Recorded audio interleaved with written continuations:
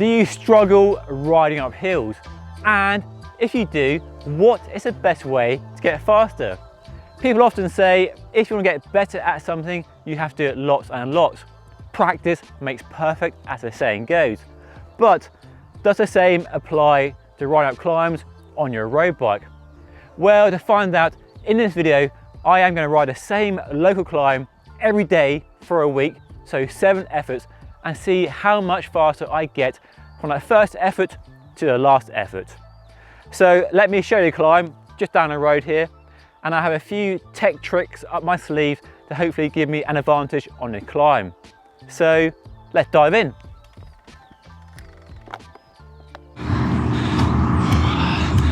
Oh, it hurts so much. God.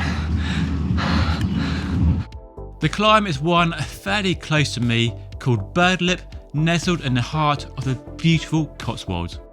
Now, it's no brutal mountain epic, but the gradient definitely ensures there's no easy way up without breaking a sweat.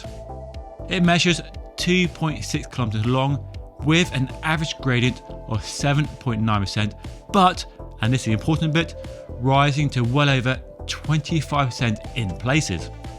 Andrew Feather, a UK hill climb champion, has a KOM with a quite staggering time of just over 7 minutes.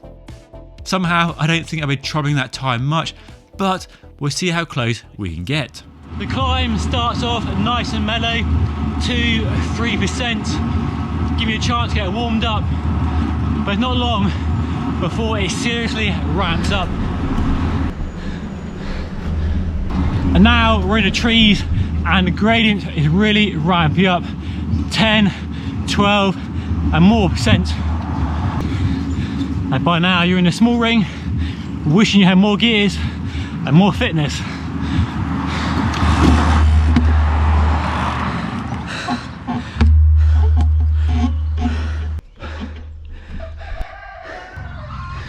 What do they say? No pain, no gain.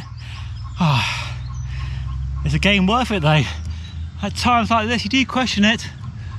Oh. An easy way to go faster on the climbs is to buy yourself some more speed or buy some upgrades for your bike with a focus in this situation on lightweight.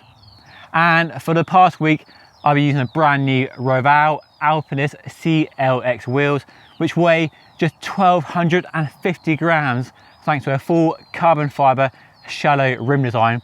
And even better, they are now tubeless ready for more efficiency gains from a tubeless tyre by removing that inner tube.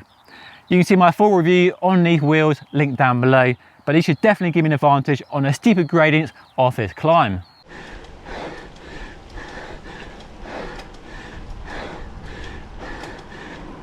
Oh wow, oh my god. I had quite a strong headwind going into the bottom of the climb, so on the flatter bit that definitely took its toll. And then I can feel the tiredness in my legs from the previous efforts. Even though it's a 10-minute climb, it pushes you hard, you dig deep. I definitely feel my legs now.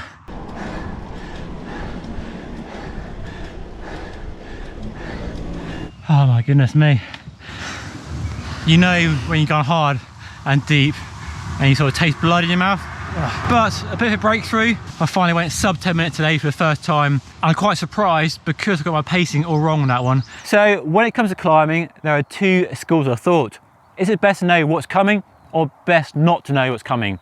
Let me know your thoughts down below. Another tech advantage I hope to give myself on this climb is by using the brand new Hammerhead Karoo 2 GPS computer, not sponsored.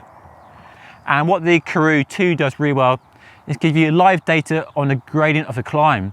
So you can see how steep it is on that very section of road. So that is really useful for pacing your effort and making sure you get the best possible effort and time on that climb. And the other useful feature is using the Strava live segments, which it does really well on this computer. Gives you a nice orange screen and shows where you are compared to the KOM and your best PB effort. Oh boy, the climb is really starting to hurt now. I'm really starting to hate it. It's not getting any easier, and I think I might have hit my plateau in terms of how fast I can get up this climb with my current level of fitness. Oh man, I'm glad that is over. That's a tough week on the bike and my legs really hurt now. So let me give you some times and some results. Now, before I rode the climb for effort number 1, I hadn't ridden the climb in a long time. Didn't really know it that well, to be honest. And my best time was 11 minutes and 22 seconds. So my first goal was to get to 10 minutes or as close as possible. So attempt number 1, I did a time of 10 minutes and 39 seconds. So a big improvement. On the second attempt, I went much faster and did a time of 10 minutes and 4 seconds. So a big improvement from that first attempt to the second one. I felt better, I felt more at home, I felt more familiar with the climb, where to pace it, where to save something, and where to really push. So a real big improvement from that first attempt to the second one. So going to a third attempt, I felt confident of taking this rate of improvement to a sub 10-minute time. But I actually went slower. I did a 10-minute, 23-second time. Now I think the reason here is a bit of tiredness building up in the legs. Even though it's only a 10-minute effort, it's still an all-out effort and really takes it out of you, or at least it does for me.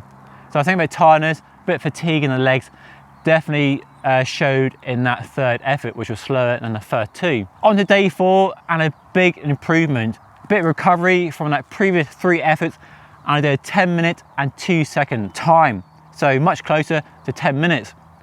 Then day 5, I did the exact same time again, another 10:02. So closer to 10 minutes, but not the other side I want to be on. Day 6 rolled around then, and to be honest with you, I was feeling a bit demoralised and a bit dejected, and that 10-minute barrier seemed insurmountable. I'd come close, really close, repeatedly for the last 3 days, but going sub 10 minutes seemed a bit of a mission impossible.